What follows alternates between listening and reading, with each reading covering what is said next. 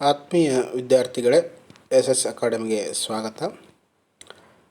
ಈ ದಿನ ನಾವು ಈ ವಿಡಿಯೋದಲ್ಲಿ ಪ್ರಥಮ PUCಯ ಭಾರತದ ಆರ್ಥಿಕ ಅಭಿವೃದ್ಧಿಯ ವಿಷಯದ ಬಗ್ಗೆ ಅಧ್ಯಯನ ಮಾಡೋಣಂತ. ಈ ದಿನ ನಾವು ಪ್ರಥಮ PUC ವಿದ್ಯಾರ್ಥಿಗಳಿಗೂ ಮತ್ತು ಸ್ಪರ್ಧಾತ್ಮಕ ವಿದ್ಯಾರ್ಥಿಗಳಿಗೂ ಅನುಕೂಲವಾಗಲೆಂದು ಈ ವಿಡಿಯೋನ ಮಾಡ್ತಾಯಿದ್ದೀವಿ.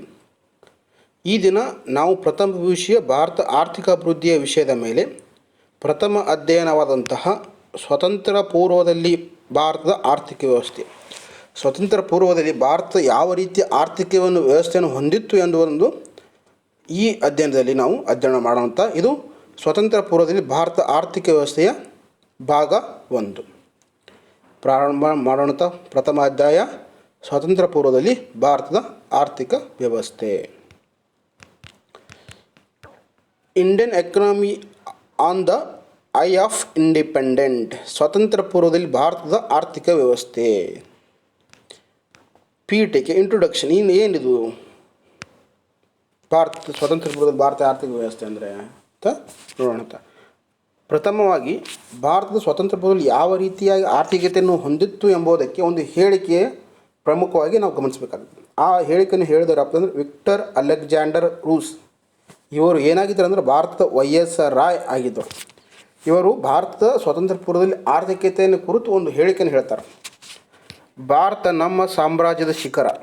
ನಮ್ಮ ಚಕ್ರಾಧಿಪತ್ಯದ ಯಾವುದೇ ಒಂದು ಭಾಗವನ್ನು ಕಳೆದುಕೊಂಡರೂ ನಾವು ಬದುಕುತ್ತೇವೆ. ಆದರೆ ನಾವು ಭಾರತವನ್ನು ಕಳೆದುಕೊಂಡರೆ ನಮ್ಮ ಸಾಮ್ರಾಜ್ಯದ ಸೂರ್ಯ ಅಸ್ತಂಗತನಾಗುತ್ತಾನೆ. ಅಂದರೆ ಭಾರತದ ಯಾವ ರೀತಿಯಾದಂಥ ಆರ್ಥಿಕ ವ್ಯವಸ್ಥೆಯನ್ನು ಹೊಂದಿತ್ತು ಅನ್ನೋದಕ್ಕೆ ಈ ಒಂದು ಹೇಳಿಕೆಯೇ ಪ್ರಮುಖವಾದಂಥ ಒಂದು ಗಮನಿಸಬೇಕಾದಂಥ ಒಂದು ಹೇಳಿಕೆಯಾಗಿದೆ. ಯಾಕಂದರೆ ಭಾರತದ ನಮ್ಮ ಸಾಮ್ರಾಜ್ಯದ ಶಿಖರ. ಇನ್ನು ಬ್ರಿಟಿಷ್ ಸಾಮ್ರಾಜ್ಯವು ವಶಪಡಿಸಿಕೊಂಡ ಪ್ರದೇಶಗಳಲ್ಲಿ ಭಾರತವು ಅತ್ಯಂತ ಪ್ರಮುಖವಾಗಿತ್ತು ಅಂತ ಹೇಳ್ತಾನೆ. ನಾವು ಯಾವುದೇ ಪ್ರಾಂತ್ಯವನ್ನು ಆಕ್ರಮಿಸಿಕೊಂಡ ಪ್ರಾಂತ್ಯವನ್ನು ಕಳೆದುಕೊಂಡರೂ ನಾವು ಬದುಕುತ್ತೇವೆ, ಆದರೆ ಭಾರತವನ್ನು ಕಳೆದುಕೊಂಡರೆ ನಾವು ಬದುಕುವುದಿಲ್ಲ ಅಂತ ಹೇಳ್ತಾನೆ. ಅಂದರೆ ಭಾರತದ ಮಹತ್ವ ಎಷ್ಟಿಂತು ಅಂತ ಈ ಹೇಳಿಕೆಯ ಮೇಲೆ ನಾವು ಗಮನಿಸಬಹುದಾಗಿದೆ. ಇಂಟ್ರೊಡಕ್ಷನ್. ಪೀಠಿಕೆ. ಭಾರತದ ಆರ್ಥಿಕ ಅಭಿವೃದ್ಧಿಯ ಈ ವಿಷಯದ ಪ್ರಮುಖ ಉದ್ದೇಶ ಏನಪ್ಪ ಅಂದರೆ ಮೂಲಭೂತ ಲಕ್ಷಣಗಳು. ಭಾರತದ ಆರ್ಥಿಕತೆಯ ಮೂಲಭೂತ ಲಕ್ಷಣಗಳು ಯಾವ ರೀತಿ ಲಕ್ಷಣಗಳನ್ನು ಹೊಂದಿದೆ, ಭಾರತ ಆರ್ಥಿಕತೆಯು ಯಾವ ರೀತಿ ಮೂಲಭೂತ ಲಕ್ಷಣಗಳನ್ನು ಹೊಂದಿದೆ ಮತ್ತು ಸ್ವಾತಂತ್ರ್ಯ ನಂತರದಲ್ಲಿನ ಅಭಿವೃದ್ಧಿಯ ಸ್ವರೂಪವನ್ನು ಪರಿಚಯಿಸುವುದು. ಸ್ವಾತಂತ್ರ್ಯ ನಂತರ ಭಾರತವು ಯಾವ ರೀತಿಯಾಗಿ ಅಭಿವೃದ್ಧಿ ಕಾರ್ಯಗಳನ್ನು ಮಾಡಿದೆ ಎಂಬುದು ಮತ್ತು ಅಭಿವೃದ್ಧಿಯ ಸ್ಥಿತಿಯ ಬಗ್ಗೆ ಅಧ್ಯಯನ ಮಾಡುವುದು ಈ ಭಾರತ ಆರ್ಥಿಕ ಅಭಿವೃದ್ಧಿಯ ಉದ್ದೇಶವಾಗಿದೆ. ಅದಾಗೂ ದೇಶದ ಆರ್ಥಿಕ ವ್ಯವಸ್ಥೆ ಗತಕಾಲದ ಘಟನೆಗಳನ್ನು ತಿಳಿದುಕೊಳ್ಳುವುದು, ಆರ್ಥಿಕ ಪ್ರಸ್ತುತ ಸ್ಥಿತಿಗತಿ ಮತ್ತು ಭವಿಷ್ಯದ ನಿರೀಕ್ಷೆಗಳನ್ನು ಅಭ್ಯಸಿಸುವಷ್ಟೇ ಮಹತ್ವವಾದದ್ದು. ದೇಶದ ಹಿಂದೆ ಸ್ವತಂತ್ರ ಪೂರ್ವದಂಥ ಆದ ಘಟನೆಗಳನ್ನು, ಆರ್ಥಿಕತೆ ಪ್ರಸ್ತುತ ಸ್ಥಿತಿಗತಿಗಳನ್ನು ಮತ್ತು ಭವಿಷ್ಯದ ನಿರೀಕ್ಷೆಗಳನ್ನು ಅಭ್ಯಸಿಸುವುದು ಈ ವಿಷಯದ ಮಹತ್ವವಾಗಿದೆ. ಆದ್ದರಿಂದ ಸ್ವತಂತ್ರ ಪೂರ್ವದಲ್ಲಿ ಭಾರತದ ಆರ್ಥಿಕ ಸ್ಥಿತಿಗತಿ ಮತ್ತು ಸ್ವಾತಂತ್ರ್ಯದ ನಂತರದ ಅಭಿವೃದ್ಧಿ ಕಾರ್ಯತಂತ್ರಗಳನ್ನು ರೂಪಿಸುವಾಗ ವಿವಿಧ ಸಂಗತಿಗಳನ್ನು ಕುರಿತು ನಾವು ಅಧ್ಯಯನ ಮಾಡಬೇಕಾಗ್ತೈತಿ. ಸ್ವತಂತ್ರ ಪೂರ್ವದ ಭಾರತ ಆರ್ಥಿಕ ವ್ಯವಸ್ಥೆ ಹೇಗಿತ್ತು ಮತ್ತು ಸ್ವಾತಂತ್ರ್ಯ ನಂತರ ಆದಂಥ ಅಭಿವೃದ್ಧಿ ಕಾರ್ಯಗಳೇನು ಅನ್ನುವಂಥ ಈ ವಿಷಯದಲ್ಲಿ ನಾವು ಅಧ್ಯಯನ ಮಾಡೋಣಂತ. ಭಾರತದ ಪ್ರಸ್ತುತ ಆರ್ಥಿಕ ರಚನೆಯು ತಕ್ಷಣದಲ್ಲಿ ರಚನೆಯಾದದ್ದಲ್ಲ. ಭಾರತದ ಈಗಿರುವ ಪ್ರಸ್ತುತ ಆರ್ಥಿಕ ವ್ಯವಸ್ಥೆಯು ಹೀಗೆ ಕೆಲವೇ ದಿನಗಳಲ್ಲಿ ಅಥವಾ ಕೆಲವೇ ಕಾಲಮಾನಗಳಲ್ಲಿ ರಚನೆ ಆದಂಥ ಒಂದು ವ್ಯವಸ್ಥೆ ಅಲ್ಲ. ಇದಕ್ಕೆ ಇತಿಹಾಸದ ಒಂದು ಕುರುಹು ಇದೆ. ಭಾರತ ಆರ್ಥಿಕ ವ್ಯವಸ್ಥೆಗೆ ಒಂದು ಇತಿಹಾಸದ ಒಂದು ಕುರುಹು ಇದೆ. ಭಾರತ ಆರ್ಥಿಕತೆ ಹೀಗೆ ತಕ್ಷಣದಲ್ಲಿ ರಚನೆ ಆದದ್ದಲ್ಲ. ಇದರ ಬೇರುಗಳು ಇತಿಹಾಸದ ಪ್ರಮುಖವಾದ ಬ್ರಿಟಿಷರ ಆಳ್ವಿಕೆಯಲ್ಲಿ ಪ್ರಾರಂಭವಾಗುತ್ತೆ. ಏನು ಭಾರತದ ಆರ್ಥಿಕ ವ್ಯವಸ್ಥೆ ಎಲ್ಲಿ ಪ್ರಾರಂಭ ಆಗುತ್ತಂದ್ರೆ ಪ್ರಮುಖವಾಗಿ ಬ್ರಿಟಿಷರ ಆಳ್ವಿಕೆಯಲ್ಲಿ ಪ್ರಾರಂಭವಾಗುತ್ತೆ. ಭಾರತವು ಆಗಸ್ಟ್ 15, 1947 ಸ್ವತಂತ್ರವಾಗುತ್ತೆ. ನಿಮ್ಮದೆಲ್ಲ ಗೊತ್ತಿರೋ ಹಾಗೆ ಭಾರತ ಯಾವಾಗ ಸ್ವತಂತ್ರಗೊಂಡಂದ್ರೆ ಆಗಸ್ಟ್ 15, 1947 ಸ್ವತಂತ್ರವಾಗಿತ್ತು. ಭಾರತವು ಸುಮಾರು 2 ಶತಮಾನಗಳ ಕಾಲ ಅಂದರೆ ಸುಮಾರು 200 ವರ್ಷಗಳ ಕಾಲ ಬ್ರಿಟಿಷ್ ವಸಾಹತುಶಾಹಿ ಆಳ್ವಿಕೆಯಲ್ಲಿ ಒಳಪಟ್ಟಿತ್ತು. ಭಾರತವನ್ನು ಆಳಿದಂತಹ ಯುರೋಪಿಯನ್ನರು ಇರ್ಬೋದು, ಫ್ರೆಂಚರು ಇರ್ಬೋದು, ಇಂಗ್ಲೀಷರು ಇರ್ಬೋದು, ಇವರ ಆಳ್ವಿಕೆಯು ಭಾರತ ಒಳಪಟ್ಟಿತ್ತು. ಈ ಬ್ರಿಟಿಷ್ ವಸಾಹತುಶಾಹಿ ಆಳ್ವಿಕೆಯ ಏಕೈಕ ಉದ್ದೇಶವು ಏನಾಗಿತ್ತಪ್ಪ? ಬ್ರಿಟಿಷರು ನಮ್ಮ ದೇಶಕ್ಕೆ ಆಳ್ವಿಕೆಯ ಉದ್ದೇಶ ಏನಾಗಿತ್ತಪ್ಪ ಅಂದ್ರೆ, ಇಂಗ್ಲೆಂಡ್ನಲ್ಲಿ ತ್ವರಿತವಾಗಿ ವಿಸ್ತರಣೆ ಆಗುತ್ತಿದ್ದ, ಆಗಿನ ಶತಮಾನದಲ್ಲಿ ಇಂಗ್ಲೆಂಡ್ನಲ್ಲಿ ತ್ವರಿತವಾಗಿ ವಿಸ್ತರಣೆ ಆಗುತ್ತಿದ್ದ ಆಧುನಿಕ ಕೈಗಾರಿಕೆ ನೆಲೆಗಳಿಗೆ ಕಚ್ಚಾ ಸಂಪನ್ಮೂಲಗಳು ಬೇಕಾಗಿತ್ತು. ಆ ಕಚ್ಚಾ ಸಂಪನ್ಮೂಲವನ್ನು ಪೂರೈಸುವದಾರನಾಗಿ ಭಾರತವನ್ನು ಸೀಮಿತಗೊಳಿಸುವುದು. ಏನು ಇಂಗ್ಲೆಂಡ್ನಲ್ಲಿ ಆಗಿನ ಕಾಲದಲ್ಲಿ ವಿಸ್ತರಣೆ ಆಗುತ್ತಂಥ ಕೈಗಾರಿಕೆಯ ಅಭಿವೃದ್ಧಿ ಆಗುತ್ತಿರುವ ತಂತ್ರಜ್ಞಾನದಲ್ಲಿ ಅದಕ್ಕೆ ಬೇಕಾಗುವಂಥ ಕಚ್ಚಾ ಪದಾರ್ಥಗಳನ್ನು ಭಾರತದಿಂದ ಪೂರೈಕೆ ಮಾಡುವ ಒಂದು ರಾಷ್ಟ್ರವಾಗಿ ನೇಮಿಸಿತು. ಏನು ಅಲ್ಲಿ ವಿಸ್ತರಣೆ ಆಗುತ್ತಿದ್ದಂತಹ ಕೈಗಾರಿಕೆಗಳಿಗೆ ಭಾರತದಿಂದ ಕಚ್ಚಾ ಸಂಪನ್ಮೂಲಗಳನ್ನು ಪೂರೈಕೆದಾರರ ರಾಷ್ಟ್ರವನ್ನಾಗಿ ನಿರ್ಮಾಣ ಮಾಡಿತು. ಭಾರತವು ಕಳೆದ ಆರೂವರೆ ದಶಕಗಳಲ್ಲಿ ಸಾಧಿಸಿದ ಅಭಿವೃದ್ಧಿಯ ಮಟ್ಟವನ್ನು ಮೌಲ್ಯಮಾಪನ ಮಾಡಲು ಬ್ರಿಟಿಷರು ಈ ಶೋಷಿತ ಸ್ವರೂಪದ ಸಂಬಂಧಗಳನ್ನು ತಿಳಿದುಕೊಳ್ಳುವುದು ಅವಶ್ಯಕವಾಗಿದೆ.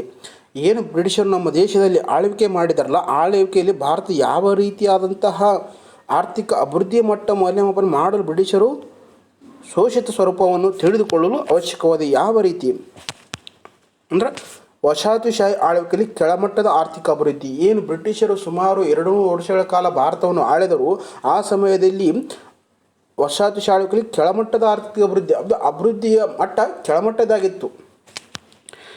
ಬ್ರಿಟಿಷರ ಆಗಮನಕ್ಕಿಂತ ಪೂರ್ವದಲ್ಲಿ ಭಾರತವು ಸ್ವತಂತ್ರ ಆರ್ಥಿಕತೆಯನ್ನು ಹೊಂದಿತ್ತು.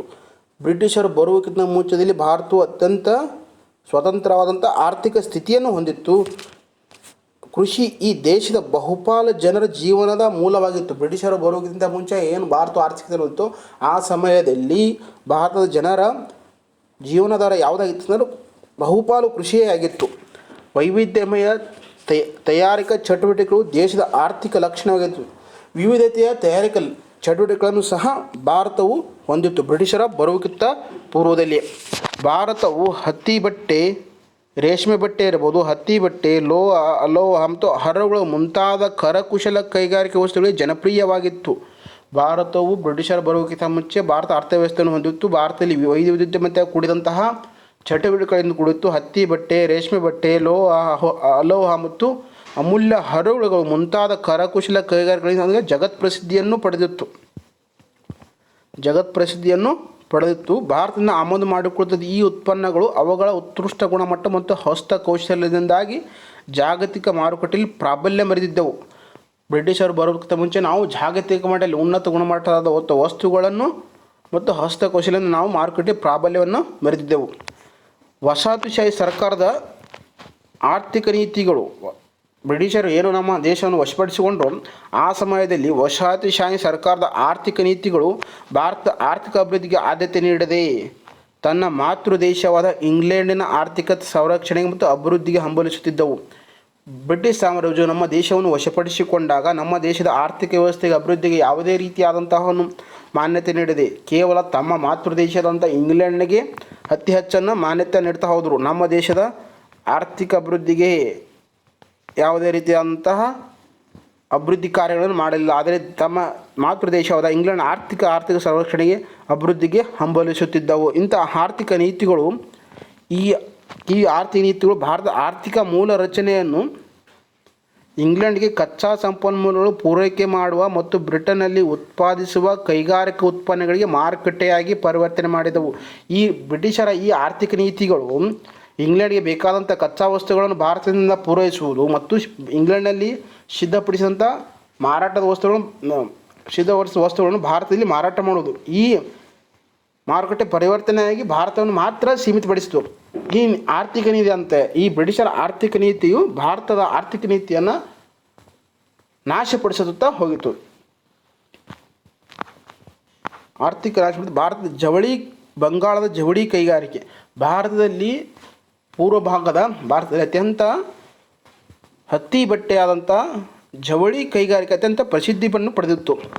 ಆ ಕಾಲದಲ್ಲಿ ಅದನ್ನು ವಿದೇಶಿ ಪ್ರವೇಶಿಸಲು ಮಲ್ ಶಾಯ್ ಅಥವಾ ಮಲ್ ಕಾಸಾ ಎಂದು ಉಲ್ಲೇಖಿಸುತ್ತಿದ್ದರು. ಈ ಕಾಸಾ ಧರಿಸುವುದು ರಾಜಮನೆತನದ ಯೋಗ್ಯವಾದೆಂದು ಭಾವಿಸುತ್ತವು. ಇದು ಈ ಮಲ್ಮಾಕಾಸ ಎಂಬ ದರ್ಶಿಗಳನ್ನು, ಹತ್ತಿ ಬಟ್ಟೆಯಿಂದ ತಯಾರಾದಂಥ ದರ್ಶಿಗಳನ್ನು ತಯಾರಿಸಿದ ಅವರ ಪ್ರತಿಷ್ಠೆ ಹೆಚ್ಚಾಗುತ್ತಿತ್ತು. ಸಹಜವಾಗಿಯೇ ವಸಾಹತುಶಾಹಿ ಸರ್ಕಾರವು ಭಾರತದ ರಾಷ್ಟ್ರೀಯ ವರಮಾನ ಮತ್ತು ತಲಾ ವರಮಾನವನ್ನು ಅಂದಾಜು ಮಾಡಲು ಯಾವುದೇ ಪ್ರಾಮಾಣಿಕ ಪ್ರಯತ್ನ ಮಾಡಲಿಲ್ಲ. ಬ್ರಿಟಿಷ್ ಸರ್ಕಾರವು ನಮ್ಮನ್ನು ಆಳುವ ಸಂದರ್ಭದಲ್ಲಿ ಭಾರತದಲ್ಲಿರುವಂಥ ರಾಷ್ಟ್ರೀಯ ವರಮಾನ ಮತ್ತು ತಲಾ ವರಮಾನವನ್ನು ಅವರು ಯಾವ ಸಮಯದಲ್ಲೂ ಸಹ ಅದನ್ನು ಅಂದಾಜು ಮಾಡಲು ಪ್ರಯತ್ನವನ್ನು ಮಾಡಲೇ ಇಲ್ಲ. ರಾಷ್ಟ್ರೀಯ ವರಮಾನ ಇರ್ಬೋದು, ತಲಾ ವರಮಾನ ಇರ್ಬೋದು, ಇವು ಯಾವುವನ್ನು ಅಂದಾಜು ಮಾಡಲು ಬ್ರಿಟಿಷ್ ಸರ್ಕಾರ ಪ್ರಯತ್ನ ಮಾಡಿಲ್ಲ. ಆದರೆ ಭಾರತದ ವರಮಾನ ಮತ್ತು ತಲಾ ವರಮಾನ ಮಾಪನ ಮಾಡಲು ಕೆಲವು ವೈಯಕ್ತಿಕವಾದಂಥ ವ್ಯಕ್ತಿಗಳು ಪ್ರಯತ್ನ ಮಾಡಿದರು. ಭಾರತದಲ್ಲಿರುವಂತಹ ಕೆಲವು ವೈಯಕ್ತಿಕವಾದಂಥ ವ್ಯಕ್ತಿಗಳು ಪ್ರಯತ್ನ ಮಾಡಿದರು. ಆ ವ್ಯಕ್ತಿಗಳು ಯಾರಪ್ಪ ಅಂದ್ರೆ ಪ್ರಖ್ಯಾತ ಆದಂಥ ದಾದಾಬಾಯಿ ನರೋಜಿ ಇರ್ಬೋದು, William Digby, Findlay Shirras, VK Rao, R Desai. ಈ ವ್ಯಕ್ತಿಗಳು ವೈಯಕ್ತಿಕವಾಗಿ ಭಾರತದಲ್ಲಿರುವಂಥ ರಾಷ್ಟ್ರೀಯ ವರಮಾನ ಮತ್ತು ತಲಾ ವರಮಾನವನ್ನು ಅಂದಾಜು ಮಾಡಲು ಪ್ರಯತ್ನ ಮಾಡಿದರು. ಆದರೆ ಈ ಪ್ರಯತ್ನಗಳು ಏನಾಗಿದೆ ಅಂದರೆ ವಿವಾದಾತ್ಮಕ ಮತ್ತು ಹೊಂದಾಣಿಕೆ ಇಲ್ಲದ ಫಲಿತಾಂಶವನ್ನು ನೀಡಿದವು. ಈ ವೈಯಕ್ತಿಕವಾದಂಥ ವ್ಯಕ್ತಿಗಳದಾರಲ್ಲ, ದಾದಾಬಾಯಿ ನರೋಜಿಯವರು, William Digby, Findlay Shirras, VK Rao, R Desai ಇವರ ಪ್ರಯತ್ನಗಳು ವಿವಾದಾತ್ಮಕವಾಗಿದ್ದವು ಮತ್ತು ಹೊಂದಾಣಿಕೆ ಇಲ್ಲದ ಫಲಿತಾಂಶ ನೀಡಿದವು. ಈ ವೈಯಕ್ತಿಕವಾದ ತಯಾರಿತ ವರದಿಗಳು ಸರಿಯಾದ ಮಾಹಿತಿಯನ್ನು, ವಿವರಣೆಯನ್ನು ನೀಡಲಿಲ್ಲ. ವಿವಾದಾತ್ಮಕವಾಗಿದ್ದವು ಮತ್ತು ಒಂದು ವರದಿಯಿಂದ ಮತ್ತೊಂದು ವರದಿಗೆ ವ್ಯತ್ಯಾಸದಿಂದ ಕೂಡಿದ್ದವು. ವಸಾಹತುಶಾಹಿ ಆಳ್ವಿಕೆಯಲ್ಲಿ VK ರಾವ್ ಅವರು ಬ್ರಿಟಿಷರೇನು ವಸಾಹತುಶಾಹಿ ಭಾರತವಿತ್ತು, ಆ ಸಂದರ್ಭದಲ್ಲಿ ಭಾರತದ ರಾಷ್ಟ್ರೀಯ ವರಮಾನವನ್ನು ಅಥವಾ ತಲಾ ಆದಾಯವನ್ನು ಅಂದಾಜು ಮಾಡಲು VK ರಾವ್ ಅವರು ಮಾಡಿದ ಆದಾಯದ ಪ್ರಯತ್ನಗಳು ಅತ್ಯಂತ ಮಹತ್ವಪೂರ್ಣವಾಗಿದ್ದವು. ಇದು ಸ್ಪರ್ಧಾತ್ಮಕ ಪರೀಕ್ಷೆಯು ಮತ್ತು ಪ್ರಥಮ PUC ಪರೀಕ್ಷೆಗೆ ಮಹತ್ವದಂಥ ಒಂದು ವಿಷಯ. VK ರಾವ್ ಅವರು ಮಾಡಿದ ಪ್ರಯತ್ನ ಅಂದಾಜುಗಳು. ಪ್ರಶ್ನೆಯನ್ನು ಕೇಳಬಹುದು, ರಾಷ್ಟ್ರೀಯ ವರಮಾನವನ್ನು ಅಂದಾಜು ಮಾಡಿದ ವ್ಯಕ್ತಿಗಳು ಅಂತ ಕೇಳ್ಬೋದು. ದಾದಾಬಾಯಿ ನರೋಜಿ ಇರ್ಬೋದು, William Digby, Findlay Shirras, VK Rao, R Desai. ಈ ವ್ಯಕ್ತಿಗಳು ಭಾರತದ ಆದಾಯವನ್ನು, ತಲಾ ಆದಾಯವನ್ನು ಮತ್ತು ರಾಷ್ಟ್ರೀಯ ಆದಾಯವನ್ನು ವೈಯಕ್ತಿಕವಾಗಿ ಅಂದಾಜು ಮಾಡಲು ಪ್ರಯತ್ನವನ್ನು ಮಾಡಿದರು. ಆದಾಗ್ಯೂ ಬಹುತೇಕ ಅಧ್ಯಯನಗಳು 20ನೇ ಶತಮಾನದ ಪೂರ್ವಾರ್ಧದಲ್ಲಿ ದೇಶದ ಸಮಗ್ರ ನೈಜವಾದ ಉತ್ಪನ್ನದ ವಾರ್ಷಿಕ ಬೆಳವಣಿಗೆ ದರವು 20ನೇ ಶತಮಾನದ ಪೂರ್ವದಲ್ಲಿ ದೇಶದಲ್ಲಿ ಸಮಗ್ರ ನೈಜ ಉತ್ಪನ್ನದ ವಾರ್ಷಿಕ ಬೆಳವಣಿಗೆ ದರವು ಶೇಕಡ 2 ಕಡಿಮೆ ಇತ್ತು. ಶೇಕಡ 2ಕ್ಕಿಂತ ವಾರ್ಷಿಕ ಬೆಳವಣಿಗೆ ದರ ಕಡಿಮೆ ಇತ್ತು ಮತ್ತು ತಲಾ ಆದಾಯದ ಬೆಳವಣಿಗೆ ದರವು ಶೇಕಡ 1/2 ಕಡಿಮೆ ಇತ್ತು ಎಂದು ನಿರೀಕ್ಷಿಸಿದವು. ಈ 20ನೇ ಶತಮಾನದ ಪೂರ್ವದಲ್ಲಿ ಭಾರತದ ವಾರ್ಷಿಕ ಬೆಳವಣಿಗೆ ದರವು ಶೇಕಡ 2% ಕಡಿಮೆ ಇತ್ತು ಮತ್ತು ತಲಾ ವರಮಾನದ ಬೆಳವಣಿಗೆಯು ಶೇಕಡ 1.2 ಕಡಿಮೆ ಅಂತಂದು ನಿರ್ಧರಿಸಲಾಯಿತು. ಇನ್ನು ಯಾವ ವಲಯವು ಭಾರತದ ಸ್ವಾತಂತ್ರ್ಯ ಪೂರ್ವದಲ್ಲಿ ವಲಯಗಳು ಯಾವ ಸ್ಥಿತಿಗತಿಯಲ್ಲಿದ್ದಂತ ಅಧ್ಯಯನ ಮಾಡಿದಾಗ ಕೃಷಿ ವಲಯ. ಬ್ರಿಟಿಷರ ಆಳ್ವಿಕೆಯಲ್ಲಿ ಭಾರತವು ಆರ್ಥಿಕತೆಯ ಕೃಷಿ ಪ್ರಧಾನವಾಗಿತ್ತು. ಭಾರತದ ಸ್ವಾತಂತ್ರ್ಯ ಪೂರ್ವದಲ್ಲಿ ಬ್ರಿಟಿಷರ ಆಳ್ವಿಕೆಯಲ್ಲಿ ಭಾರತ ಪ್ರಥಮ ಆದ್ಯತೆ ಏನಾಗಿತ್ತು? ಕೃಷಿಯಾಗಿತ್ತು. ಕೃಷಿ ಆರ್ಥಿಕತೆಯ ಪ್ರಾಧಾನ್ಯವಾಗಿತ್ತು. ಭಾರತದಲ್ಲಿ ಶೇಕಡ ಜನಸಂಖ್ಯೆಯ 85% ಜನ ಗ್ರಾಮೀಣ ಪ್ರದೇಶದಲ್ಲಿ ಪ್ರತ್ಯಕ್ಷವಾಗಿ ಮತ್ತು ಪರೋಕ್ಷವಾಗಿ ಕೃಷಿಯನ್ನೇ ಅವಲಂಬಿಸಿದರು.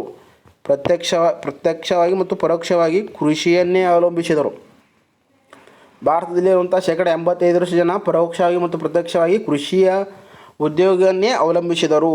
ಬಹುಪಾಲು ಜನಸಂಖ್ಯೆ ಉದ್ಯೋಗಕ್ಕಾಗಿ ಕೃಷಿಯನ್ನು ಅವಲಂಬಿಸಿದಾಗ ಪ್ರಾಥಮಿಕ ವಲಯದ ಅಭಿವೃದ್ಧಿ ನಿರಂತರವಾಗಿ ಸ್ಥಗಿತವಾಯಿತು ಮತ್ತು ಅನಿಶ್ಚಿತವಾಗಿ ಕ್ಷೀಣಿತವಾಗಿತ್ತು. ಅತಿ ಹೆಚ್ಚಿನ ಜನಸಂಖ್ಯೆಯು ಕೃಷಿ ಚಟುವಟಿಕೆಯಲ್ಲಿ ಕೃಷಿ ಉದ್ಯೋಗದಲ್ಲಿ ಭಾಗವಹಿಸುವುದರಿಂದ ಕೃಷಿ ಅವಲಂಬಿಸಿದಾಗ ಪ್ರಾಥಮಿಕ ವಲಯದ ಅಭಿವೃದ್ಧಿ. ಕೃಷಿಯು ಪ್ರಾಥಮಿಕ ವಲಯದಲ್ಲಿ ಬರ್ತೈತಿ. ಪ್ರಾಥಮಿಕ ವಲಯ, ದ್ವಿತೀಯ ವಲಯ ಮತ್ತು ತೃತೀಯ ವಲಯ 3 ವಿಭಾಗಗಳನ್ನು ಮಾಡಿದಾಗ ಕೃಷಿಯು ಪ್ರಾಥಮಿಕ ವಲಯದಲ್ಲಿ ಕಂಡು ಬರ್ತೈತಿ. ಅತಿ ಹೆಚ್ಚಿನ ಜನರು ಪ್ರಾಥಮಿಕ ವಲಯದಂಥ ಕೃಷಿ ಚಟುವಟಿಕೆ ಕೈಗೊಂಡಾಗ ಪ್ರಾಥಮಿಕ ವಲಯದ ಅಭಿವೃದ್ಧಿಗೆ ನಿರಂತರವಾಗಿ ಸ್ಥಗಿತವಾಯಿತು ಮತ್ತು ಅನಿಶ್ಚಿತವಾಗಿ ಕ್ಷೀಣಿತ ಹೋಗಿತ್ತು. ಒಟ್ಟು ಸಾಗುವಳಿಯ ಭೂಮಿಯ ವಿಸ್ತರಣೆಯಿಂದಾಗಿ ಉತ್ಪಾದನೆ ಅಲ್ಪ ಪ್ರಮಾಣದಲ್ಲಿ ಹೆಚ್ಚಿದರು. ಸಾಗುವಳಿ ಭೂಮಿಯ ಅತಿ ಹೆಚ್ಚು ಸಾಗುವಳಿ ಭೂಮಿ ಇರುವುದರಿಂದ ಅಲ್ಲಿ ಉತ್ಪಾದನೆಯ ಸ್ವಲ್ಪ ಪ್ರಮಾಣದಲ್ಲಿ ಹೆಚ್ಚಾದರೂ ಕೃಷಿ ಉತ್ಪಾದಕತೆ ಇಳಿಮುಖವಾಯಿತು. ಕೃಷಿ ಉತ್ಪಾದಕೇನಾಯಿತು? ಇಳಿಮುಖವಾಯಿತು. ಕೃಷಿ ಉತ್ಪಾದಕ್ಕೆ ಇಳಿಮುಖವಾಯಿತು. ಸಾಗುವಳಿ ಭೂಮಿ ವಿಸ್ತರಣೆಯಿಂದಾಗಿ ಉತ್ಪಾದನೆ ಅಲ್ಪ ಪ್ರಮಾಣದಲ್ಲಿ ಹೆಚ್ಚಿದ್ದರೂ ಕೃಷಿ ಉತ್ಪಾದಕ್ಕೆ ಇಳಿಮುಖವಾಯಿತು. ಬ್ರಿಟಿಷ್ ವಸಾಹತು ಸರ್ಕಾರ ಜಾರಿಗೊಳಿಸಿದ ವಿವಿಧ ಭೂ ಮಾಲೀಕತ್ವ ಪದ್ಧತಿಗಳು. ಭಾರತವನ್ನು ಆಳುತ್ತಿರುವಂಥ ಬ್ರಿಟಿಷ್ ಸಾಮ್ರಾಜ್ಯವು ವಿವಿಧ ರೀತಿಯ ಭೂ ಮಾಲೀಕತ್ವ ಪದ್ಧತಿಗಳನ್ನು ಭಾರತದಲ್ಲಿ ಜಾರಿಗೆ ತಂದರು. ಅದರಲ್ಲಿ ಯಾವುದು ಪ್ರಮುಖವಾಯಿತು ಅಂದರೆ ಜಮೀನ್ದಾರ ಪದ್ಧತಿ. ಈ ಜಮೀನ್ದಾರ ಪದ್ಧತಿ ಏನು? ಈ ಜಮೀನ್ದಾರ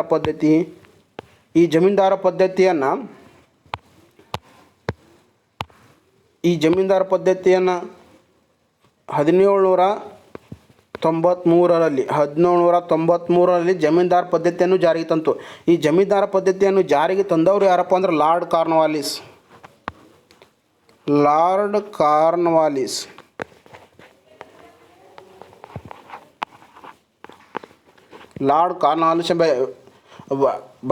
ಬ್ರಿಟಿಷ್ ವಯಸ್ಸಾರು ಭಾರತದಲ್ಲಿ 1793ರಲ್ಲಿ ಜಮೀನ್ದಾರ್ ಪದ್ಧತಿಯನ್ನು ಜಾರಿಗೆ ತಂದಿತ್ತು.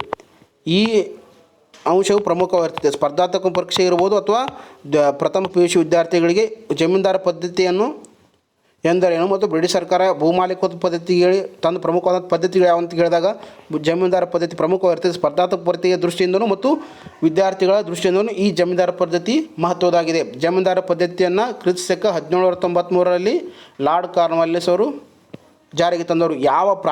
ಭಾರತದ ಯಾವ ಪ್ರಾಂತ್ಯದಲ್ಲಿ ಇದನ್ನು ಜಾರಿಗೆ ತಂದರಪ್ಪ ಅಂದ್ರೆ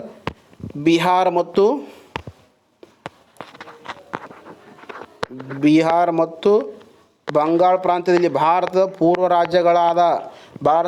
ರಾಜ್ಯಗಳಾದಂಥ ಬಂಗಾಳ ಮತ್ತು ಬಿಹಾರದಲ್ಲಿ ಜಮೀನ್ದಾರ ಪದ್ಧತಿಯನ್ನು ಜಾರಿಗೆ ತಂದರು. ವಿಶೇಷವಾಗಿ ಕೃಷಿಯ ವಲಯದ ಸ್ಥಗಿತಿಗೆ ಕಾರಣವಾಯಿತು. ಈ 17ನೇ ಶತಮಾನದಲ್ಲಿ ಫ್ರೆಂಚ್ ಪ್ರವಾಸಿಗ ಭಾರತಕ್ಕೆ ಬರ್ತಾನೆ. ಆ ಭಾರತದ ಕೃಷಿಯ ವ್ಯವಸ್ಥೆಯ ಕುರಿತು